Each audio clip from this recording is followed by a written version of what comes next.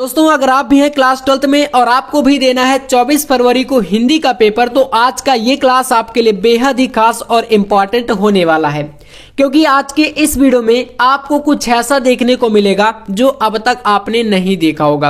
अब बोलोगे भैया ऐसा क्या है, तो भाई आज के इस क्लास में आपको 100 में 100 नंबर किस तरीके से आप हिंदी के पेपर में लेकर के आओगे वो स्ट्रेटेजी आपको बताई जाएगी। और अगर आपने अभी तक हिंदी की तैयारी बेहतरीन तरीके से नहीं कर पाए हैं या आपकी तैयारी अच्छी नहीं हो पाई है, तो भी आपको टेंशन नहीं लेना।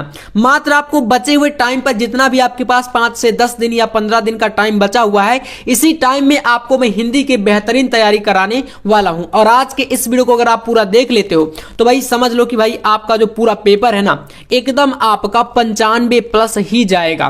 तो चलिए शुरू करते हैं। हिंदी का ये आपका रामबाण वीडियो रहेगा। और आप सभी को पता है कि बहुत सारे छात्र होते हैं जो कि हिंदी की तैयारी पूरे साल नहीं करते हैं, सोचते हैं कि एग्जाम टाइम पर पढ़ करके अच्छा हम लोग कर लेंगे। तो बिल्कुल अब आपको टेंशन नहीं लेना। चलिए तो आज हमारे पास क्या है पहले देख लेते हैं। चलिए तो आज हमारे पास एक पेपर सेट है, जो कि इससे पहले मैंने आपको कई सारे सेट भी कराए हैं, लेकिन आज का जो हमारा सेट है वो रहने वाला है 302 डीएम कोड का। ठीक है ना, कौन सा कोड है भाई, तो डीएम कोड है। इससे पहले मैंने आपको 2 सेट कराए हैं, एक आपका डीएन का था और एक आपका डीके कोड का था। तो आज हमारा ये तीसरा सेट है, ठीक है ना। और इस पूरे मॉडल पेपर का सॉल्यूशन करेंगे आज के इस वीडियो में, और यहां से बहुत ज्यादा क्वेश्चन आपके पेपर में आएंगे। इससे पहले मैंने बताया भी है कि भाई आपको 7 सेट मैं कराऊंगा, और अगर ये 7 सेट आप लोग पूरा सॉल्व कर लेते हो तो आप हिंदी में 100 में 95 प्लस लाने के बिल्कुल काबिल बनने वाले हो। तो देख लीजिए यहां पर बहुत सारे क्वेश्चन हैं, सारे क्वेश्चन का सॉल्यूशन आज के इस वीडियो में आपको मैं कराऊंगा इस बोर्ड एग्जाम की कॉपी पर, ठीक है ना। तो बिल्कुल ध्यान से देखिएगा। इस कॉपी में आप लोग यहां पर देख सकते हो कॉपी को, मेन पृष्ठ को कैसे भरना है, तो वो थोड़ा सा आप लोग एक बार देख लीजिए। फिर हम लोग शुरुआत करते हैं क्वेश्चन पेपर की। यहां पर कह रहा है कि परीक्षार्थी स्वयं भरें। परीक्षार्थी का अनुक्रमांक अंकों में, जैसे कि आपका जो भी रोल नंबर होगा उसको आप खुद से, यहां पर मैंने एग्जांपल के लिए डाला है। अब यह मत समझना कि भाई यही आपको डालना है, आपके एडमिट कार्ड में जो भी रोल नंबर रहेगा वो आपको डालना रहेगा। शब्दों में लिखना रहेगा उसी को, जैसे कि आपका 1 हो गया, अच्छा हो गया, 7, 3, 4, 8 ऐसे करके एक ये आपको डाल देना शब्दों में। फिर तीसरा नंबर है विषय का प्रश्न पत्र का, ठीक है। तो यहां पर विषय क्या है, सामान्य हिंदी का, देखो जैसे पेपर है ये, तो सामान्य हिंदी डालोगे। फिर क्या है, प्रश्न पत्र, यहां पर संख्या में केवल एक ही पेपर होता है 100 नंबर का, तो आपको इसमें केवल डाल देना है। फिर परीक्षा का दिन और तिथि जो भी है आप डाल दीजिएगा 24 फरवरी ऐसे करके। केंद्र का नाम, जहां पर आपका सेंटर है, प्रश्न पत्र पर अंकित संकेतांक इस बॉक्स में भर देना है 302 डीएम, ये वाला रूम नंबर, बस इतना भरना है। यहां से इसका देखो पहले 3 घंटे 15 मिनट के टाइम में आपको नोट कह रहा है कि 15 मिनट पेपर आपको पढ़ना है पहले। यही नहीं बोल रहा है, परीक्षार्थियों को पेपर पढ़ने के लिए 15 मिनट यहां पर निर्धारित है। निर्देश यहां पर देखिए, संपूर्ण प्रश्न पत्र 2 खंडों में, यानी कि आपका पहला एक खंड का रहेगा, ठीक है। उसके बाद एक आपका खंड खा रहेगा, और पूरा पेपर हम अभी सॉल्व करेंगे, ठीक है ना। हर एक क्वेश्चन, चाहे आपका गद्यांश हो, पद्यांश हो, जीवन परिचय हो, कहानी हो, है ना, लोकोक्तियां, मुहावरे, रस छंद, अलंकार, आवेदन पत्र, निबंध, सब कुछ आपको इस वीडियो में बताएंगे। थोड़ा सा वीडियो भले लॉन्ग हो जाएगा। इसके बाद यहां पर निर्देश नंबर 2 है, सभी प्रश्न अनिवार्य है, सब पढ़ लीजिएगा। यहां से आपका स्टार्ट होता है खंड का। इसमें पहला क्वेश्चन, अब देखो आपको पता है कि 10 ऑब्जेक्टिव आता है, ठीक है, यानी 10 आपका ऑब्जेक्टिव टाइप का क्वेश्चन आता है, जो कि कहां से रहता है, तो 5 क्वेश्चन रहते हैं हिंदी गद्य से और 5 क्वेश्चन हिंदी पद्य से, यानी काव्य से। तो चलिए पहले नंबर पर देखिएगा फर्स्ट क्वेश्चन, आचार्य रामचंद्र शुक्ल ने हिंदी साहित्य का प्रथम मौलिक उपन्यास निम्न में से किसको माना है। तो भाई परीक्षा गुरु को माना है उन्होंने, है ना। परीक्षा गुरु हो गया, भाग्यवती हो गया, जिसमें पहला ही विकल्प आपका सही है। इधर भी आप लोग देख ही सकते हो, चंद्रकांता संतति और अनामदास का पोथा। तो इसको देखो, अब यहां से कॉपी की शुरुआत कर देना है। कैसे लिखना है थोड़ा सा ध्यान से देखिएगा। ये रहा आपका पहला पेज।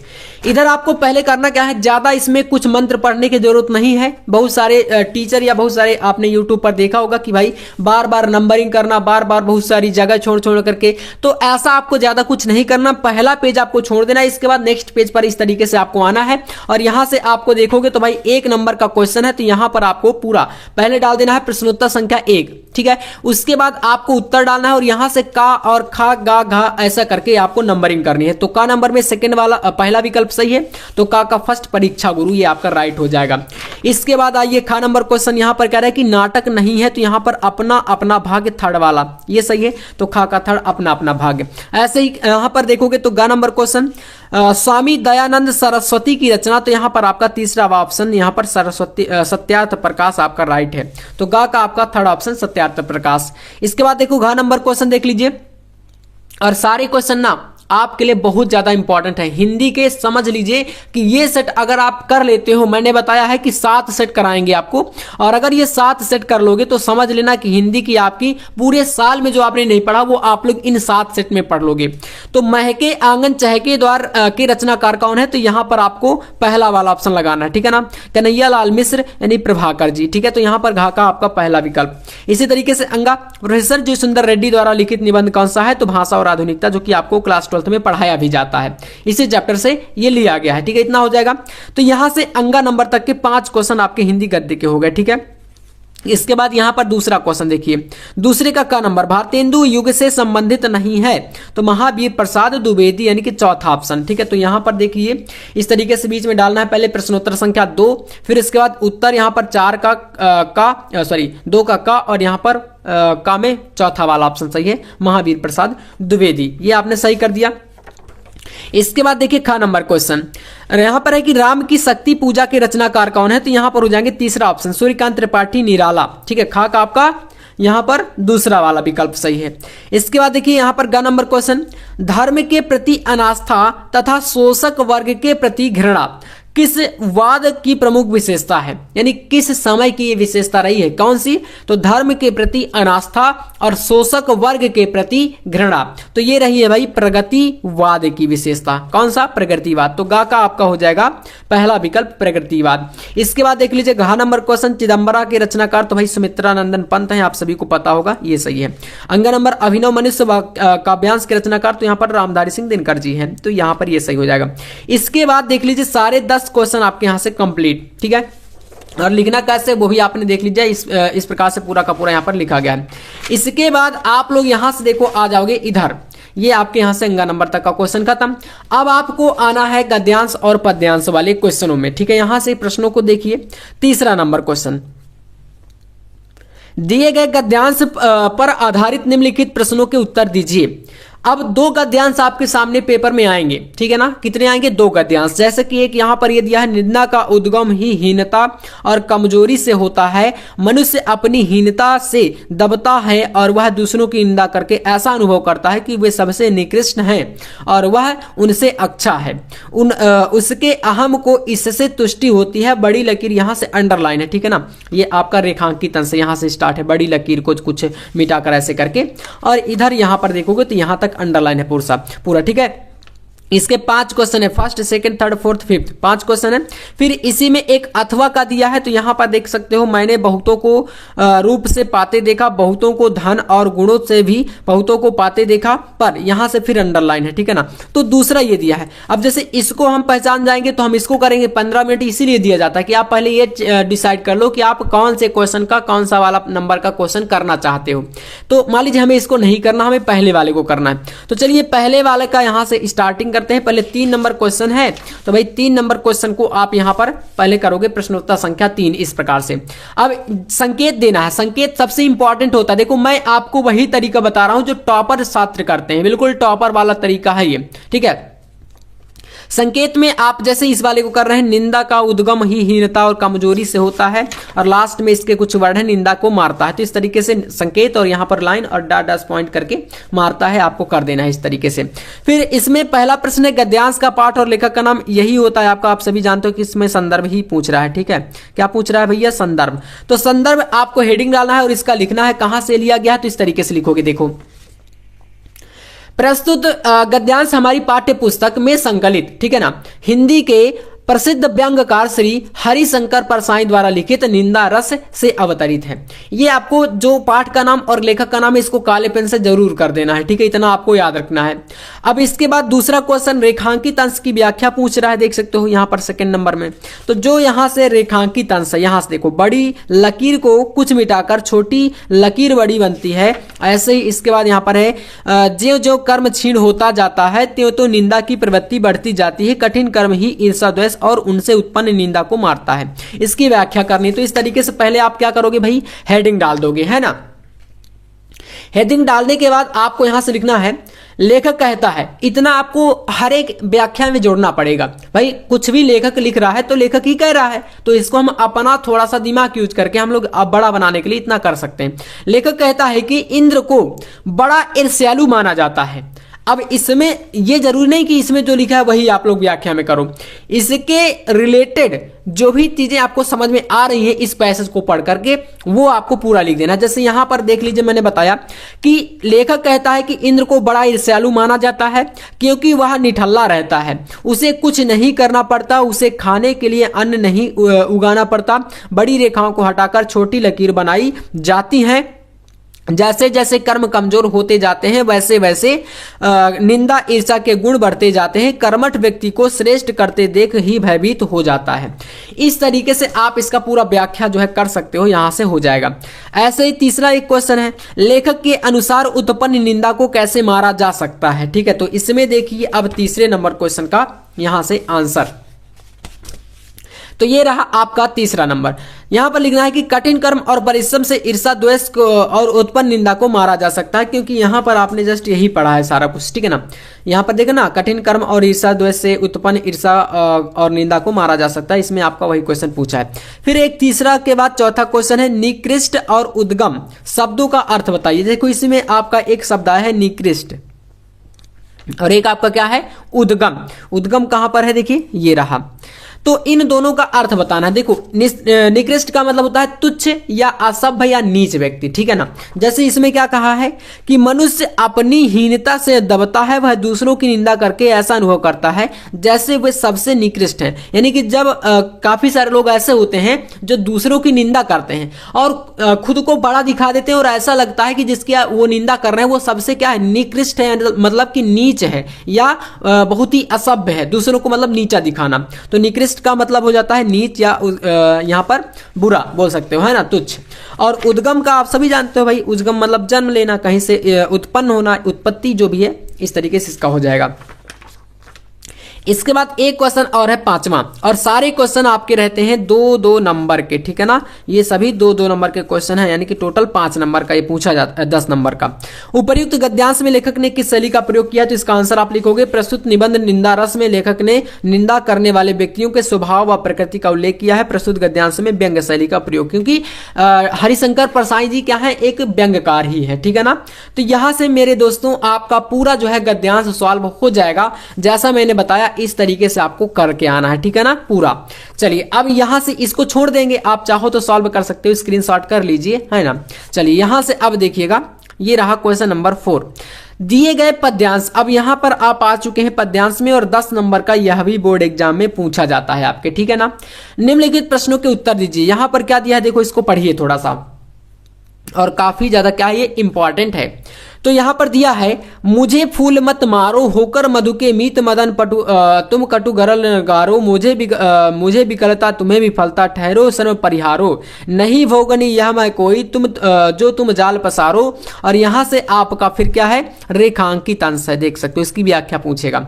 बल हो तो सिंदूर बिंदु यह हर नेत्र निहारो, रूप कंदर्प दर्प कंदर्प तुम्हें तो मेरे पति परवारो, लो यह मेरी चरण धूलि उस रति के सिर पर धारो।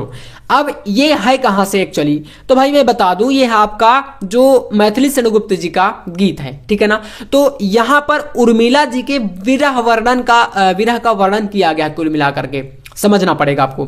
तो चलिए इसके क्वेश्चनों को सॉल्व करते हैं, तो आपको समझ में खुद ही आ जाएगा। चलिए ध्यान से समझिएगा, बहुत ज्यादा ये इंपॉर्टेंट है, क्योंकि दूसरा पार्ट आपका क्या है, मैथिली सेनगुप्त जी का, एक का कैकेयन उताप है इसी में, और एक आपका क्या है, गीत है। पहला क्वेश्चन, उपर्युक्त पद्यांश का संदर्भ। चलिए तो यहां से देखिए प्रश्न संख्या 4, पहले आपको इस तरीके से प्रश्नोत्तर संख्या 4 डालना है। और एक चीज और बता दें, यहां पर ये आपका पद्यांश है, इसके ये क्वेश्चन है। इसी प्रकार से अथवा करके एक और आपका पूछा जाता है, जैसे कि आपका गद्यांश में था। ये अथवा में यहां पर एक दिया ना, बीती विभावरी जागरी अंबर पनघट में डुबो रही, तारा घट उषा नागरी, खगकुल कुल सा बोल रहा, किसलय का आंचल डोल रहा, लोय लतिका भी भर लाई, मधु मुकुल नवल रस गागरी।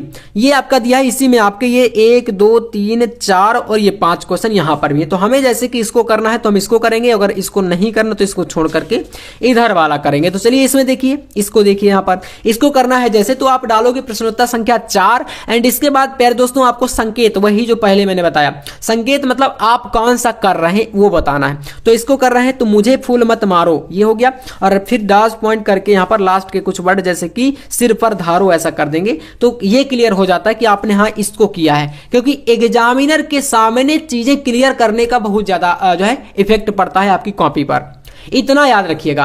और मैं कॉपी पर लिख करके सोल्यूशन क्यों करा रहा हूं, मैं भी चाहता तो भाई आपको सिर्फ क्वेश्चन बता देता डायरेक्ट, जैसा आप देख रहे हो इस टाइम पर यूट्यूब पर सब चीजें बहुत सारे टीचर पढ़ा रहे हैं आपको, सिर्फ क्वेश्चन बता देते हैं कि इसको पढ़ लो, इसको पढ़ लो, इसको पढ़ लो, उससे कुछ नहीं होता। देखो पढ़ने के लिए तो आप खुद जानते हो कि भाई ये इंपॉर्टेंट, इसको पढ़ना, लेकिन सोल्यूशन के साथ जब मिलता है, चीजें आपके सामने स्पष्ट की जाती है तो उसका बहुत ज्यादा इफेक्ट पड़ता है। और आप ऐसे ही करके आओगे तो भाई नंबर भर भर के मिलेंगे, कोई नंबर काट ही नहीं सकता। तो चलिए संदर्भ पहला नंबर लिखोगे, प्रस्तुत पद्यांश मैथिली लघुत्व द्वारा रचित साकेत महाकाव्य से हमारी पाठ्य पुस्तक में संकलित गीत शीर्षक से लिया गया है, इतना हो जाएगा। दूसरा क्वेश्चन रेखांकित अंश की व्याख्या, यानी यहां से लेकर के यहां तक की व्याख्या। तो इसमें देख लीजिए इस तरीके से व्याख्या है, यही बताया गया है। आप एक बार इसको समझ लो, क्या है, वीडियो को रोक करके और इसकी व्याख्या समझो कैसे लिखना है। यहां पर हो जाएगा, श्री राम के वन गमन के समय सीता राम के साथ ही रहती है। आपको पता है कि माँ सीता जो है श्री राम जी के साथ जो है वनवास में चली गई थी, ठीक है। अब देखो, भरत और शत्रुघ्न की पत्नियां, जो कि भरत जी की मंडवी है ना, पत्नी का नाम था, एंड शत्रुघ्न जी की जो पत्नी थी वो सुरतिकीर्ति थी। कौन थी? सुरतिकीर्ति भी उनसे अलग नहीं होती है, यानी कि यहां तक वो भी जाती है साथ में, ठीक है ना। लेकिन वहीं अगर बात करें उर्मिला, यानी कि जो लक्ष्मण जी की पत्नी थी, आपने देखा कि भाई जब लक्ष्मण जी जितने वर्ष वनवास में रहे उतने वर्ष जो है वो उनसे दूर रही। तो इसका मतलब यहां पर यह बताया है कि भाई उनसे अलग नहीं होती हैं भरत और शत्रुघ्न की भी पत्नियां, यहां तक मात्र यहां पर उर्मिला ही अपने पति से अलग रहती हैं, ठीक है। क्योंकि यहां पर बात करें, इसमें थोड़ा सा लाइन खींच लीजिए, क्योंकि लक्ष्मण जी राम के साथ वन को गए थे, ठीक है। उर्मिला का विरह वर्णन यहां पर किया गया है। पुराणों के अनुसार कामदेव काम वासना के अधिष्ठाता ईश्वर के रूप में जाने जाते हैं या जाना जाता है। उर्मिला फूलों से मारने का आग्रह यहां पर कर रही हैं और इस पूरे के पूरे पद्यांश में यही चीजें समझाई गई हैं, बताई गई हैं, आप इतना समझ लेना, ठीक है। बाकी आप लोग इसका वर्णन कर दीजिए। इसके बाद तीसरा एक क्वेश्चन यहां पर है, प्रस्तुत पद्यांश में उर्मिला ने अपने सिंदूर बिंदु को किसके समान बताया है। यहां पर देखो, ये बल हो तो सिंदूर बिंदु यह हर नेत्र निहारो, यह हर नेत्र निहारो, हर भगवान शंकर की भाई यहां पर बात आ गई। हर नेत्र मतलब भगवान शंकर जी का एक तीसरा नेत्र है, आपने देखा होगा, जो कि दोनों नेत्रों के बीच मस्तक में आपने कहीं ना कहीं चित्र में जरूर देखा होगा भगवान शंकर का, ठीक है। जो उनका इस प्रकार से मस्तक रहता है, वहां पर इस प्रकार से एक नेत्र दिखा होगा आपको, ठीक है ना, मस्तक में। तो यहां पर सिंदूर बिंदु को भगवान शंकर के तीसरे नेत्र के रूप में दिखाया गया है इस वाली लाइन में। तो क्वेश्चन भी यही पूछा कि किसके समान दिखाया है। तो चलिए इसका आंसर मेरे दोस्तों आपको इस तरीके से लिखना है, ध्यान समझिएगा, हर क्वेश्चन का आंसर का तोड़ यहां पर आपके सामने है। तीसरा, उर्मिला ने अपने सिंदूर बिंदु को शिव का तीसरा नेत्र बताया है, ठीक है। ये क्वेश्चन का आंसर हो गया तीसरे वाले का। चौथा वाला क्वेश्चन देखो, होकर मधु के मीत मदन पंक्ति में कौन सा अलंकार है। यहां पर आपके पास ये लाइन दूसरी वाली, होकर मधु के मीत मदन पटु तुम कटु गरल गारो, इसमें पूछ रहा है कौन सा अलंकार है, बताइए। तो इसमें आपको लिखना है, होकर मधु के मीत मदन पंक्ति में उपमा अलंकार है। कौन सा? उपमा। उपमा अलंकार में होता क्या है, एक व्यक्ति की या एक प्रसिद्ध वस्तु की उपमा जो है, तुलना जो है वो दूसरे किसी प्रसिद्ध से व्यक्ति से या वस्तु से की जाती है, ठीक है। ये हो जाएगा। पांचवा क्वेश्चन है, मैं अबला बाल वियोगनी, कुछ तो दया विचारों में कौन सा रस है। यहां अलंकार पूछा, यहां पर रस पूछ लिया, ठीक है। अब यहां पर कौन सी लाइन है, तो मैं अबला, ये जो आपके पास कौन सी लाइन है, इसमें दिया है कहीं मैं अबला, इसी पार्ट से है, ठीक है ना। तो यहाँ पर आपका इसमें नहीं, तो इसी पार्ट में देखो यहाँ पर है मैं अबला बाल वियोगिनी कुछ तो दया विचारो। इसका मतलब आपको बताना है इसमें रस कौन सा, तो इसका आंसर लिख दीजिएगा मैं अबला बाल वियोगिनी कुछ तो दया विचारों में वियोग, क्योंकि इस लाइन को पढ़ करके एक दया भाव व्यक्त हो रहा है। कौन सा दया भाव? मैं अबला मतलब अनाथ जो हो रहे, अनाथ रहे जो, उसको अबला बोलेंगे। बाल वियोगनी है ना, कुछ तो दया विचारो मतलब कुछ दया करो, तो यहाँ पर कौन सा रस हो जाएगा? वियोग श्रृंगार रस हो जाएगा। यहां से ये पांचों क्वेश्चन खत्म। तो ये पद्यांश वाला टॉपिक भी सॉल्व हो गया। 10 नंबर यहां पर आपको मिलेंगे, 10 नंबर गद्यांश के मिलेंगे, 10 नंबर ऑब्जेक्टिव के, मतलब 30 नंबर का पेपर आपका पूरा क्लियर है, ठीक है। और ये आपका जो पेपर का कोण है ना 302 DM, इस कोण को जरूर मेरे दोस्तों सॉल्व करके जाइएगा मेरे साथ आज, है ना। पूरा पेपर का हम लोग निपटारा करेंगे आज, ध्यान से बस देखते जाओ। चलिए अब आप लोग यहां से आ जाओगे जीवन परिचय में। जीवन परिचय भाई, एक आपका कवि जीवन परिचय आता है और एक लेखक का जीवन परिचय आता है, जो कि 5-5 नंबर के रहते हैं। मतलब ये टॉपिक भी आपका रहता है 10 नंबर का। तो हिंदी में नंबर लाना बहुत आसान है, बट यहां पर थोड़ा सा कुछ चीजें हैं जो कि आपको ध्यान में रखना पड़ेगा। चलिए यहां पर एक का नंबर है लेखक जीवन परिचय में, कह रहा है निम्नलिखित में से किसी एक लेखक का साहित्यिक परिचय देते हुए उनकी प्रमुख रचनाओं का उल्लेख कीजिए। अधिकतम शब्द सीमा है 80 शब्द। जैसे कि कन्हैयालाल मिश्र, प्रभाकर, ये इंपॉर्टेंट है, ठीक है ना, लेकिन इतना ज्यादा नहीं है। इसके बाद हरिशंकर परसाई, डॉक्टर APJ अब्दुल कलाम। यहां पर आप देखोगे तो वासुदेव शरण अग्रवाल, मैंने आपको बताया कि उसको याद कर लीजिएगा, बहुत इंपॉर्टेंट है। और हजारी प्रसाद द्विवेदी जी का एक तैयार कर लीजिएगा, जो कि ये आपका मोस्ट इंपॉर्टेंट है, ये भी आपका मोस्ट इंपॉर्टेंट है, और एक आपका ये इंपॉर्टेंट है जो कि अब्दुल कलाम जी का है। चलिए अब्दुल कलाम जी का देखते हैं। तो प्रश्न संख्या 5 यहां पर डालोगे इस तरीके से, प्रश्नोत्तर संख्या 5 का थर्ड नंबर, का के तीसरे में दिया है ना अब्दुल कलाम जी का। तो डॉक्टर APJ अब्दुल कलाम, इनका देखिए पहले जीवन परिचय, फिर साहित्यिक परिचय, और फिर इनका कुछ कृतियां या इनकी पुस्तकों के नाम बताने पड़ेंगे। तो यहां से लिखोगे भारत रत्न अब्दुल कलाम जी का पूरा नाम अबुल पाकिर जैनुल अब्दीन अब्दुल कलाम है। APJ अब्दुल कलाम इनको शॉर्ट में बोला जाता है APJ, मतलब कि अबुल पाकिर जैनुल अब्दीन अब्दुल कलाम इनका पूरा नाम है, ठीक है ना। इनका जन्म हुआ था 15 अक्टूबर, और कहां पर हुआ था? यहां पर याद रख लीजिएगा 15 अक्टूबर 1931 को धनुषकोडी गांव, रामेश्वरम, तमिलनाडु, यानी तमिलनाडु स्टेट में रामेश्वरम जो है वहां पर धनुषकोडी नामक गांव में हुआ था, ठीक है। इनके पिता का नाम जैनुलाब्दीन था, जो कि मछुआरों को किराए पर नाव दिया करते थे। क्या करते थे? क्योंकि समुद्र के किनारे ही रहते थे, तो वहां पर जो मछुआरे थे, मछली मारने वाले, उनको किराए पर ये नाव देते थे अपनी, ठीक है, इनके पिता।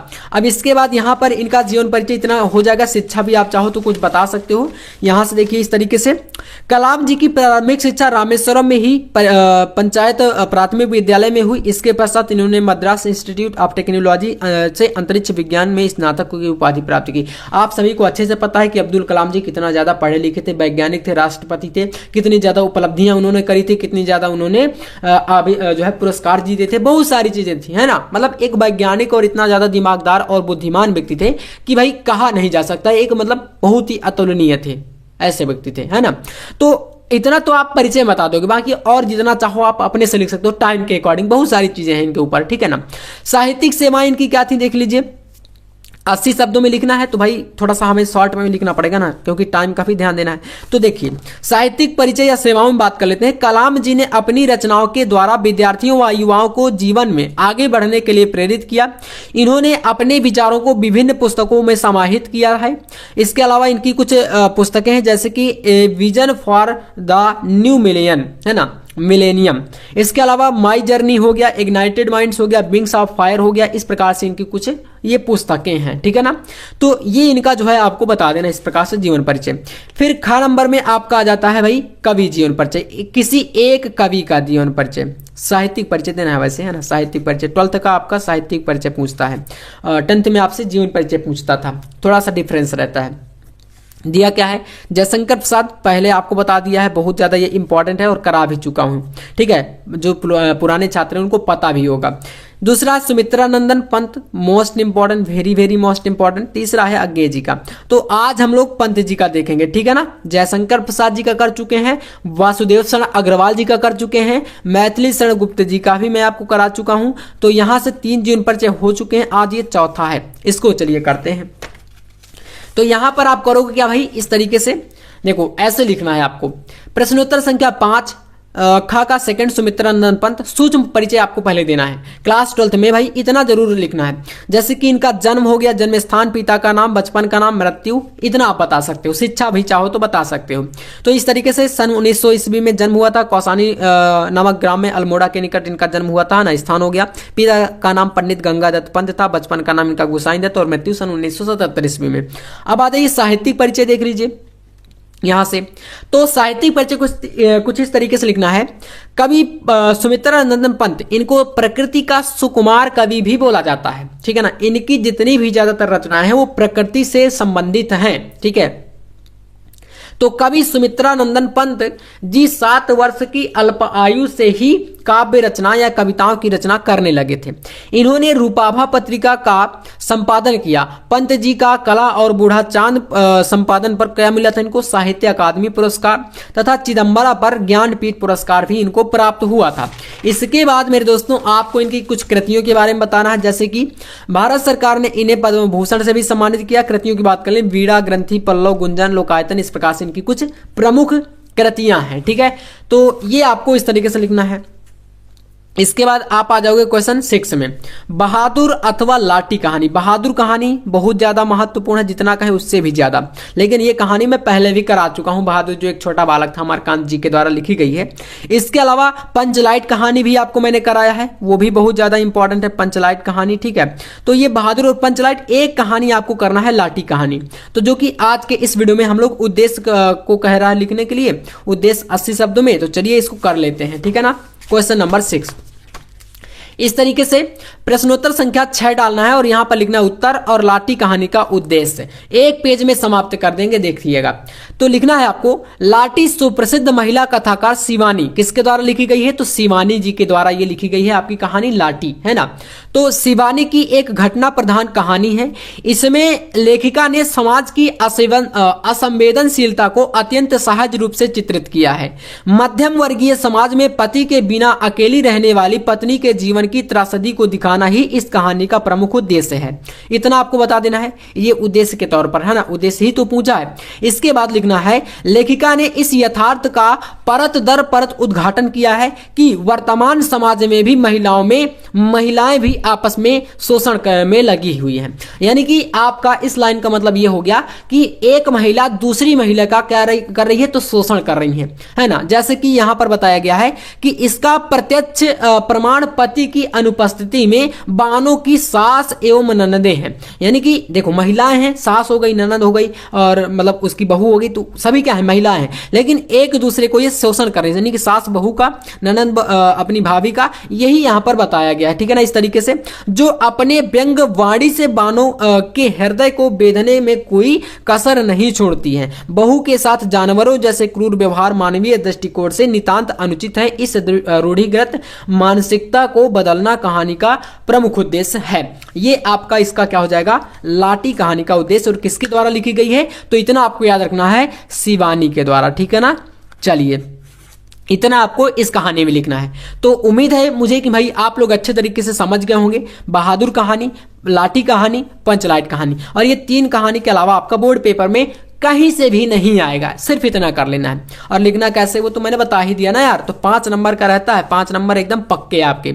चलिए अब इसके बाद एक क्वेश्चन नंबर 7, 7वां प्रश्न आपके पास है। स्वपठित खंड काव्य के आधार पर किसी एक खंड के प्रश्न का उत्तर दीजिए और इसको लिखना है 80 शब्द में। ये भी है और 5 नंबर ये भी देता है, ठीक है। तो इसको स्वपठित मतलब आपके जिले में जो पढ़ाया जाए वही लिखना है। अब यहां पर ये समझना है, जैसे आपका मुक्ति यज्ञ हो गया, आपको आपके हिंदी के टीचर ने जरूर बताए होंगे, आपके टीचर, कि आपको ये पढ़ के जाना है, ठीक है ना। बहुत सारे डिस्ट्रिक्ट है हमारे यूपी में, जैसे पता ही आपको, कोई प्रयागराज से है, कोई भाई लखनऊ से है, कोई कानपुर से है, कोई चित्रकूट से है, कोई बांदा से है, कोई फतेहपुर से है ना। बहुत सारे जिले हैं, झांसी हो गया, लखीमपुर खीरी हो गया, बलिया हो गया, है ना। बहुत सारे डिस्ट्रिक्ट है, 75 डिस्ट्रिक्ट। तो अलग अलग जिलों के बच्चों को इसको अलग अलग करना होता है। जो भी जिले में आपके आता है उसको आपको करना है। जैसे मुक्ति यज्ञ हो गया तो इसको आप लिख सकते हो इसके अलावा सत्य की जीत, इसमें अथवा है, अलग अलग प्रकार के क्वेश्चन सत्य की जीत में रहते हैं 2 प्रकार के, तो कोई एक करना है। रश्मि रति में भी आपका अथवा 2 प्रकार के क्वेश्चन, तो कोई एक करना है। आलोक व्रत में भी आपका अथवा, जैसे कि पहला आलोक व्रत का कथा वस्तु का सार और एक है आलोक व्रत खंड काव्य के आधार पर गांधी जी का चरित्र चित्रण। तो भाई जो भी आपको अच्छा तरीके से आए उसको करना और आपके जिले में जो है वही करना है। ऐसा नहीं कि आपको भाई रश्मि रथी आपको आ रहा तो आप उसी को कर दो, अगर आपके जिले में नहीं आएगा तो इसका नंबर नहीं मिलेगा, इतना भी आपको याद रखना है। त्यागपति हो गया या ना, ये हो गया। इसके अलावा श्रवण कुमार हो गया। तो इतने हैं आपको, जो भी डिस्ट्रिक्ट में आपके आएगा उसको करना। यहां से आपका पेपर का अगला जो है सेशन स्टार्ट हो जाता है, खंड खा बोलते हैं इसको। और यहां पर आपका संस्कृत पोर्शन, व्याकरण पोर्शन पूछा जाता है ज्यादातर, ठीक है। चलिए इसको करते हैं। पहला यहां पर क्वेश्चन है, क्वेश्चन नंबर 8 कह रहा है कि दिए गए संस्कृत गद्यांशों में से किसी एक का ससंदर्भ हिंदी में अनुवाद कीजिए, ठीक है। लेकिन इससे पहले आपके लिए एक ऑफर है, अगर आपको भी 24 फरवरी से एग्जाम देना है और आपने नोट्स वगैरह नहीं आपके पास रिवीजन करिए, तो मोस्ट इंपॉर्टेंट क्वेश्चन का हैंड रिटन नोट्स आप ले सकते हो मात्र 99 रुपीज के प्राइस पर। ऑल सब्जेक्ट, जिसमें फिजिक्स रहेगा, केमिस्ट्री रहेगा, बायोलॉजी रहेगा, हिंदी रहेगा, इंग्लिश रहेगा, ठीक है। तो सारे विषय के नोट्स आपको मिलेंगे 99 रुपए में, सारे विषय के important PDF, hand written notes, unsolved set, सब कुछ। तो इसके लिए आपको करना क्या है, इस नंबर पर व्हाट्सएप पर कांटेक्ट कर लेना है 9511 यानी 9511470534 पर। ये व्हाट्सएप नंबर है, इस पर आप लोग मैसेज करके ये सारे नोट्स परचेस कर सकते हो 99 रुपए में, ऑल सब्जेक्ट। चलिए अब देखिएगा, यहां से आपके पास इसमें अथवा है, ठीक है। एक ये वाला दिया है, मैत्रेयी उवाच यदीयम सर्वा पृथिवीन वित्तेन प्रोण्या स्यात् तथा किम ते न अहम मृताम स्यात् मिति याज्ञवल्क्य उवाच नेति, इस प्रकार से यथयो उपकरण वर्ताम। तो संस्कृत है, थोड़ा सा पढ़ने में प्रॉब्लम हो जाती है, काफ़ी सारे लोग नहीं पढ़ पाते हैं, जैसे कि मुझे भी थोड़ा सा संस्कृत पढ़ने में प्रॉब्लम होती है। तो अब इन दोनों में से हमें कोई एक करना है। देखिएगा, ये आपके पास एक ये है, हमें जैसे इसको करना, मैंने इसको कई बार कराया, संस्कृत भाषा महात्म्य वाले पार्ट से लिया गया, तो इसको आप मतलब उस चैप्टर को तो भाई कंप्लीट ही रखना है। इसको आज करते हैं, ये देखो कैसे करना है, कहाँ से लिया गया, सारी चीज़ों को समझेंगे। यहां पर आप पहले इस तरीके से प्रश्नोत्तर संख्या 8 डालोगे, फिर संकेत में 2 हैं, तो जो भी कर रहे हो, जैसे इसको कर रहे हो तो संकेत डाल देना है मैत्रेयी उवाच वाला, इसमें जो संकेत गद्यांश पद्यांश में जैसे डालते थे वैसे ही। फिर संदर्भ लिखना है, संदर्भ में आप जहां से लिया गया ये वो बताना है आपको, ठीक है ना। तो जैसे प्रस्तुत संस्कृत गद्यांश हमारी पाठ्य पुस्तक संस्कृत दिग्दर्शिका के आत्मज्ञा एवं सर्वज्ञा नामक पाठ से है। कहां से है भाई, आत्मज्ञा एवं सर्वज्ञा, जो कि पहला पाठ है, वहीं से लिया है। इसका अनुवाद देख लीजिए, अनुवाद ये आप एक बार पढ़ लो। अनुवाद ये कहता क्या है, तो हिंदी में बताना है। तो ये आपका जो पैसेज है वो कह रहा है, मैत्रेयी ने कहा, जिससे मैं अमर ना हो सकूं उसे लेकर क्या करोगी, भगवान जो कुछ अमरता का साधन जानते हो वही मुझे बताएं। याज्ञवल्क्य बोले, तू मेरी प्रिया रही है और इस समय भी प्रिय बोल रही है, यानी कि यहीं पर कह रहा ना ये कि भाई प्रिया ना सती त्वम प्रिय भाषसे मतलब बोलना। तो ये हो जाएगा 7 नंबर इसका रहता है। 7 नंबर देखो, 2 नंबर आपका संदर्भ का और 5 नंबर आपका हिंदी अनुवाद का, तब जाके 7 मिलता है। इसके बाद आपको यहाँ पर क्वेश्चन नंबर 8 में ही खा नंबर में एक श्लोक करना रहेगा। यहाँ पर आप देख सकते हो, कह रहा है कि निम्न दिए गए श्लोकों, यहाँ पर कर लीजिए श्लोकों में से किसी एक का ससंदर्भ हिंदी में अनुवाद, जैसे कि आपके पास विद्या विवाद है, धनम मदाय शक्ति परेशान परिपीड़नाय खलस साधु विपरीत माध्य साधु, यहाँ पर खलस से कर लीजिए, थोड़ा सा मिस्टेक है ये जान लीजिएगा। और अथवा में एक आपका यहाँ पर ये जयंती ते महाभागा वाला दिया है ना। तो इनमें से आपको कोई एक करना है। यहाँ पर क्वेश्चन में देख सकते हो किसी एक का, तो जैसे पहला वाला करना है तो भाई वही तरीका पहले आपको यहाँ पर डालना रहेगा। प्रश्नोत्तर संख्या 8 और संकेत में आपको उसको लिखना है जिसको आप लिख रहे हो, जैसे विद्या विवाद है वाला है। फिर संदर्भ लिखना है कि प्रस्तुत श्लोक संस्कृत दिग्दर्शिका के सुभाषित रत्नानी शीर्षक पाठ से अवतरित है। अनुवाद हो जाएगा कि दुष्ट की विद्या विवाद के लिए, धन मद घमंड के लिए या मद के लिए, शक्ति दूसरों को पीड़ा पहुंचाने के लिए होती है, और इसके विपरीत जो सज्जन व्यक्ति होता है उसकी विद्या ज्ञान के लिए, धन जो है दान के लिए, और शक्ति जो होती है वो दूसरों की रक्षा के लिए होती है। वही चीज यहाँ पर बताई गई इसमें। इसके बाद क्वेश्चन नंबर 9 है, इसमें कह रहा है कि निम्नलिखित मुहावरों और लोकोक्तियों में से किसी एक का अर्थ लिख करके वाक्य में प्रयोग करिए। जैसे एक करना है, टेढ़ी खीर होना, इसका मतलब क्या होता है? तो इस प्रकार से लिखोगे प्रश्नोत्तर संख्या 9, टेढ़ी खीर होना होता है कठिन कार्य करना। वाक्य में प्रयोग करना है तो लिख दोगे एक बार चोरी होने के बाद चोर को पकड़ना टेढ़ी खीर हो जाता है। बस खत्म, 2 नंबर यहां पर मिलेंगे। इसके बाद एक आपका नया पैटर्न, ये 2 नंबर का है, ठीक है। एक नया पैटर्न जुड़ा है अपठित गद्यांश, ये 5 नंबर का। तो इनमें से देखो एक ये दिया है, एक आपका अथवा में यहां पर ये दिया है नीचे।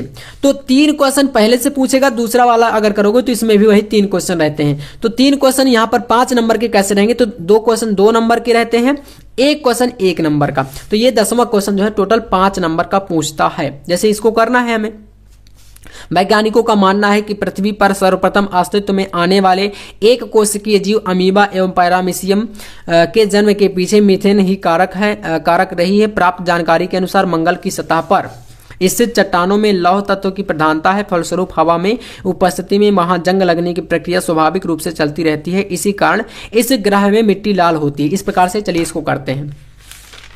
तो आप यहां से क्या करोगे, आ जाओगे प्रश्न संख्या 10। फिर संकेत हर जगह लिखना पड़ेगा। अगर कहीं पर अथवा क्वेश्चन लगा है और अगर आप अथवा में से कोई क्वेश्चन कर रहे हो तो संकेत जरूर बता देना, क्योंकि एग्जामिनर भ्रमित ना हो, इतना आप ये याद रखना। और आज के इस वीडियो का पूरा सोल्यूशन देने का मेरा मकसद यही है कि भाई 100 में 100 नंबर मैंने बताया है कि 24 फरवरी के पेपर में आपके 100 में 100 नंबर की तैयारी होगी। तो कैसे आएंगे 100 में 100 नंबर? ऐसे नहीं आ जाते कि आपको पूरा पेपर बन रहा है। आप कॉपी कैसे लिख करके आते हो तब जाके क्लियर होता है कि भाई कॉपी अगर आपकी बेटर है तो आपको 100 में 100 नंबर मिलेंगे। ऐसा नहीं है, आपने देखा होगा बहुत सारे टॉपर का रिजल्ट आता है तो कॉन्फिडेंट करके अपने अंदर 100 में 100 नंबर भी आते हैं छात्रों के, है ना। तो अगर 100 में 100 नहीं आएगा तो भाई 95 तो आएंगे ना, इतना काफी है हमारे लिए, 95 ही आ जाएं, क्योंकि ये भी एक बहुत ही बड़ा सपना होता है लोगों का, देखे होंगे आप लोग। चलिए यहां पर देखिएगा वही तरीका, भाई इस वाले को कर रहे हैं तो इसका संकेत में आपको शुरू के कुछ वर्ड और लास्ट के कुछ वर्ड लिख देना इस तरीके से। वैज्ञानिकों का मानना है डैश डैश करके देश बन गया, यहां तक ये हो गया। पहला क्वेश्चन, मंगल की सतह पर चट्टानों में किस तत्व की प्रधानता है? तो मंगल की सतह पर स्थित चट्टानों में लौह तत्व की प्रधानता है, ये क्वेश्चन का आंसर हो जाएगा। तो इस तरीके से लिखोगे मंगल की सतह पर स्थित चट्टानों में लौह तत्व की प्रधानता है, ये पहले का आंसर। दूसरा, मंगल ग्रह की मिट्टी किस कारण से लाल है? तो आप देखोगे कि लौह तत्व की प्रधानता है, फलस्वरूप हवा की उपस्थिति में वहां जंग लगने की प्रक्रिया स्वाभाविक रूप से चलती है, क्योंकि लोहा है, लोहे में जंग लगता है और अगर जंग लगेगा तो वहां पर मिट्टी क्या हो जाएगी? लाल रंग की हो जाएगी। तो इसका आंसर कुछ इस तरीके से आपको लिखना, देखो।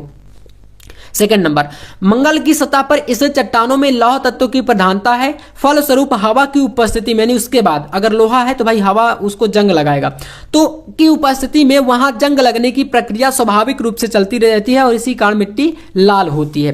तीसरा एक क्वेश्चन है, पृथ्वी पर सर्वप्रथम अस्तित्व में आने वाले जीव कौन से? तो यहां पर देख सकते हो एक कोशिकीय जीव अमीबा और पैरामीशियम। तो इसमें लिख देना है आपको यहां पर पृथ्वी पर सर्वप्रथम अस्तित्व में आने वाले जीव पैरामीशियम और क्या है? अमीबा है। ये 3 क्वेश्चन, 2 नंबर का ये, 2 नंबर का ये और एक क्वेश्चन 1 नंबर का, तो 5 नंबर का नंबर यहां से आपका पूरा क्लियर। इस प्रकार से इसको कर लिए तो यहां पर नीचे वाला एक छोड़ देंगे हम लोग। इसके बाद यहां से आ जाएंगे क्वेश्चन नंबर 11 में। तो देखिएगा का नंबर क्वेश्चन, निम्नलिखित शब्द युग्मों का सही अर्थ का चयन करके लिखिए। जैसे अग और अघ, अग का मतलब होता है अचल और अघ का मतलब होता है पाप, तो ब नंबर सही है। दूसरा नंबर, पयोद और पयोधी, पयोद का मतलब होता है बादल और पयोधी का मतलब होता है समुद्र, यानी बा नंबर सही है। फिर इसके बाद ख नंबर, निम्नलिखित शब्दों में से किसी एक शब्द का, इतना आपको क्वेश्चन पे जरूर ध्यान देना है, किसी एक शब्द के 2 सही अर्थ लिखिए। जैसे कि यहां पर 3 दिए हैं, 3 में से किसी एक का लिखना है, तो मैंने तीनों का बता दिया भाई, आपके लिए इंपॉर्टेंट है, तैयार कर लो, है ना, काम आएंगे। कर्ण हो गया, कर्ण का अर्थ होता है कान, कुशल, वैसे लिखना तो ही है लेकिन और भी जान लीजिए। एक तीसरा होता है कुंती और सूर्यपुत्र, कुंती पुत्र भी कर्ण है, कर्ण एक नाम भी है ना, और सूर्यपुत्र भी कर्ण है। तो बहुत सारे हैं, आप जो भी चाहो 2 याद कर लेना। सारंग का होता है सुंदर और सुहावना, श्रुति का होता है श्रवण और कान, कान, है ना, इस तरीके से हो जाएगा। तो अब यहां पर लिखते कैसे हैं वो देख लीजिए। यहां पर ये रहा प्रश्नोत्तर संख्या 11। का में आपका फर्स्ट नंबर का बा सही है, सेकंड में आपका बा नंबर सही है, खा में आपका फर्स्ट का कर्ण सही है, कर्ण के 2 अर्थ ये हो जाएंगे, सारंग के 2 अर्थ ये हो जाएंगे। गा नंबर में अब क्वेश्चन क्या कह रहा है देखिए, यहां पर निम्नलिखित वाक्यांशों के लिए एक सही शब्द का चयन करके लिखिए। जैसे कि फर्स्ट नंबर, किसी बात का गूढ़ रहस्य जानने वाला, गा का फर्स्ट है ये क्वेश्चन, ये होता है मर्मज्ञ, बा नंबर सही है। तो गा का फर्स्ट का बा नंबर मर्मज्ञ, ये हो जाएगा।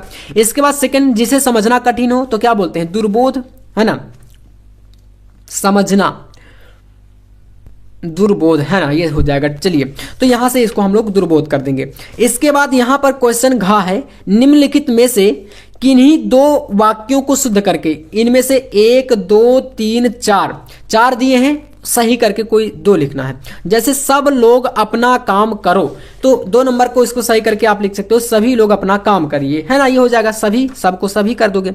मेरे से कुछ ना पूछो, तो इसका कर दोगे मुझसे कुछ ना पूछिए, बस सही हो गया ये। इसके बाद अब आप आ जाओगे क्वेश्चन नंबर 12 में, और ये सारे क्वेश्चन जो थे वो 2-2 नंबर वाले हैं, ठीक है ना, ग्रामर पोर्शन के। यहाँ पर 2 नंबर का रस, 2 नंबर का छंद, 2 नंबर का अलंकार, ये आपके 6 नंबर यहाँ पर मिलते हैं। तो देखो, वियोग रस में और यहाँ पर करुण रस अथवा लगा है, तो 2 में से कोई एक, तो देखिए करुण रस का लिखते हैं यहाँ से, समझिएगा। क्वेश्चन नंबर 12 ये रहा आपके पास, यहां से देखिए करुण रस, परिभाषा और उदाहरण इसका। तो करुण रस का स्थायी भाव क्या होता है? शोक होता है। तो लिखोगे, शोक अथवा दुख की अवस्था में जो शोक का स्थायी भाव, विभाव, अनुभाव और संचारी भाव का संयोग पाकर पुष्ट होता है, वहां पर करुण रस की उत्पत्ति होती है, वह करुण रस कहलाता है। उदाहरण इसका दे दोगे, इस करुणा क्लित हृदय में अब विकल रागनी बाजती, क्यों हाहाकार स्वरों में वेदना असीम गर्जती। ये करुण रस हो गया, रस खत्म, 2 नंबर यहां पर मिलेंगे। अलंकार में श्लेष अलंकार और संदेह अलंकार, तो आप दोनों को जानते हो। चलिए, श्लेष अलंकार ज्यादा इंपॉर्टेंट है, देख लीजिए। तो श्लेष का अर्थ होता है श्लिष्ट अथवा चिपका हुआ कह सकते हो। तो एक शब्द में आपके एक से अधिक अर्थ स्पष्ट हो या चिपके हुए हो, तो वहां पर श्लेष अलंकार होता है। जैसे यहां पर है कि जहां काव्य में कोई शब्द एक ही बार प्रयोग हो और उसके एक से अधिक यानी एक से ज्यादा अर्थ निकले, वहां पर श्लेष अलंकार होता है। जैसे, तुम कौन धौ पाठी पढ़े हो कहो, मनु लेहु पै देहु शतांक नाही। इस प्रकार से दिया है। बाकी आप लोग और भी कोई उदाहरण याद कर लीजिएगा, है ना, क्योंकि ये कम बेटर लगता है। इसके बाद यहां पर छंद में बात कर लेते हैं, तो दोहा और कुंडलिया है, तो दोहा छंद को देख लेते हैं। यहां पर लिखोगे, यह अर्ध सम्मात्रिक छंद है, जिसमें अर्ध सम मतलब इसके सारी मात्राएं बराबर नहीं होगी सभी मतलब लाइनों में, है ना। तो जिसमें 4 चरण होते हैं और पहले और तीसरे चरण में 13-13 तथा दूसरे और चौथे चरण में 11-11 मात्राएं होते हैं। आप इस प्रकार से स्पष्टीकरण भी यहाँ पर देख सकते हो।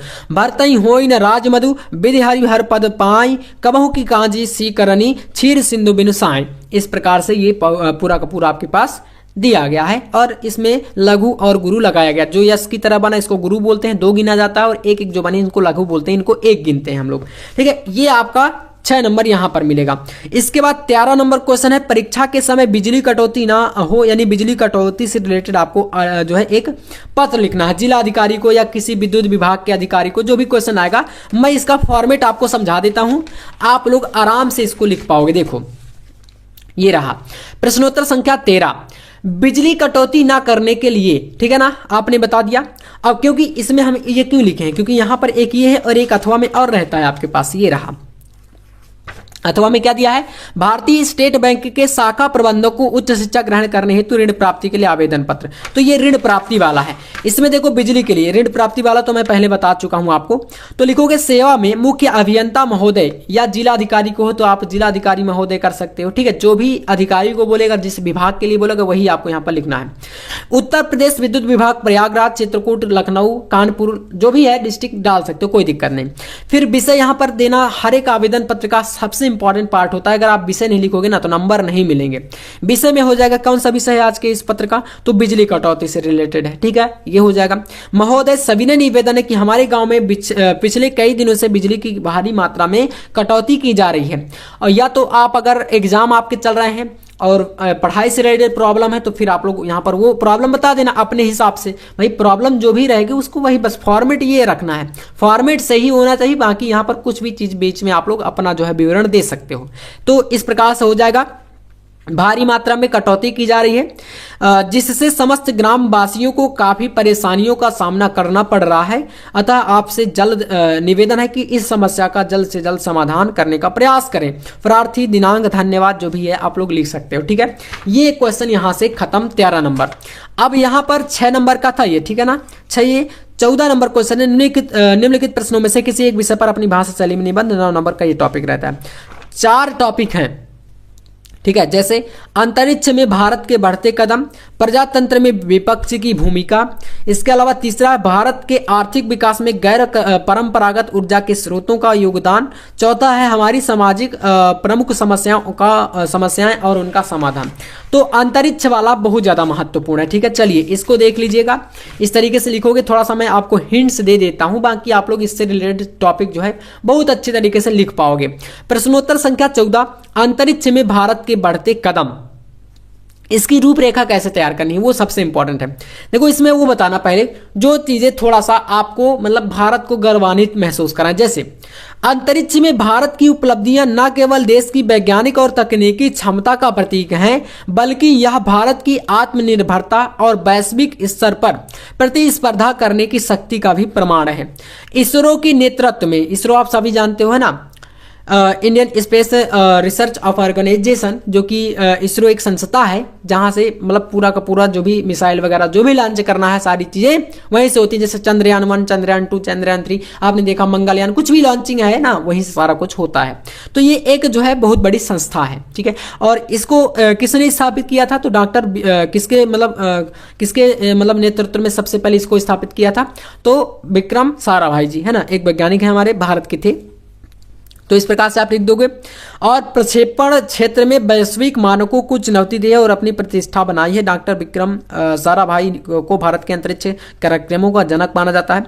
फिर इनकी रूपरेखा में इनकी भूमिका, भविष्य लाभ क्या है इससे, अंतरिक्ष है ना से भारत के बढ़ते कदम से क्या लाभ हो सकते हैं, निष्कर्ष क्या निकलता है, फ्यूचर में क्या क्या उपलब्धियां हो सकती हैं। आप लोग फिर उसके बारे में वैसे ही हेडिंग बना के लिखते जाइएगा बढ़ा बढ़ा के। ठीक है, तो यहां से ये आपके पूरे पेपर का पूरा जो है यहां से समाप्ति हो जाती है।